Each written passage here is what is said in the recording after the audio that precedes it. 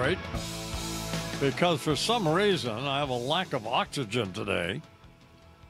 And usually it's when the humidity is high. Not today, really. And then it makes me dizzy, which is disconcerting if you're, well, whatever. Yeah, it would be. If you're But I dizzy. guess I feel, well, I can do another 20 minutes maybe. You'll make it. We're almost there. Anyway, Bernard Goldberg, when he was at CBS News, won 6 Emmys. Now he's at HBO. He won 6 more. He's on O'Reilly once a week, does other stuff. Please welcome to the program, Bernard Goldberg. Good morning, Mr. Goldberg. How you doing, Don? Are you on O'Reilly still every Tuesday night, is it? It's Thursday now. Yeah, that's what I meant. Thursday.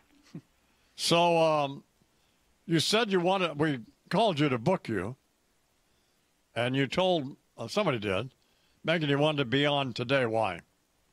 Well, I figured speaking the day after the election would give me some something to talk about other than general stuff that goes in one ear and out the other. Well, you're always pretty interesting, or we wouldn't book you. Well, I thank you for saying I'm interesting, but there's something else I am, and this would be a good time to mention it. I'm feeling especially pompous this morning, Don, and even a tad irascible. And for those who aren't religious, watchers of your program as I am, I think those were 2 words that were used to describe me on the show yesterday, right? Yeah. Pompous and irascible. Well, they could have been. I mean, I get emails from people who don't like you, but I also get emails from people who do like you. So, you know what it is. Let me take less than 30 seconds to explain this. Yeah. Conservatives, first of all, liberals don't like me because I used to be one of them and I'm no longer one of them. So that's hence, I'm a traitor to them, which is, fine. But conservatives also demand orthodoxy, just as liberals do. They don't want you to stray from the conservative plantation. So if I criticize conservatives on Fox, which I do from time to time, then you get conservatives calling you either you're pompous or you're crazy or whatever it is. But I just wanted to make clear that, television's a very personal medium.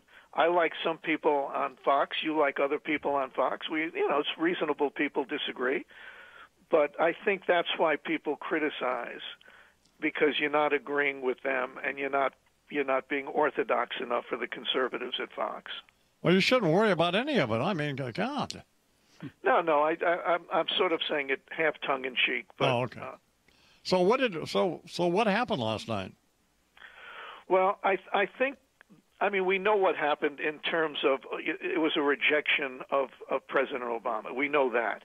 But I think the big takeaway that isn't going to get as much play in the press is that the American people finally said, I've had enough of this war on women garbage. I've had enough of this war on blacks, nonsense. I've had enough of this war on business. I mean, the Democrats have that's in their DNA to divide rather than try to unite the American people. And it's worked. That's the bad news. It's worked. But last night, the American people said, enough. We're not buying this. If you vote for the Republican candidate, you want to kill black kids. That in essence was one of the messages. And if you vote for the Republican candidate, they'll take your contraceptives away. American people just finally said, this is crazy. Stupid. This is insane. And that's a real important takeaway from what happened last night, I think. I was reading, I like the New York Times, and I'm not sure why I do. Well, it's a great newspaper, but I'm not talking about how they editorialize in their news stories, or in fact even their editorials for the most part.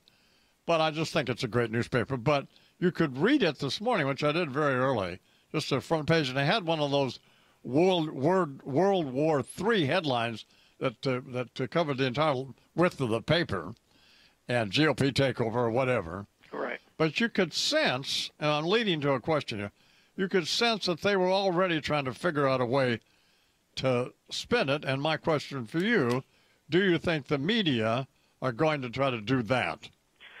Well, if they stick to form, they will. But it was such a tsunami last night that I think the one time the media doesn't want to go with its usual liberal bias is when that would leave them so at odds with the American people that they look like clowns. And I think it was such a big victory. I mean, it wasn't, they didn't win by 1 or 2 seats. It was such a big victory that the media is going to have to be pretty careful before they go down that road of trying to paint it as, well, it wasn't as big as it looked, or it was this or it was that. They did have a story in the Times, though, about how Republicans made a smart decision early on, and that was to weed the extremists out. And I think they're right about that. One of the reasons the Republicans did so well, I think, is because they had good candidates.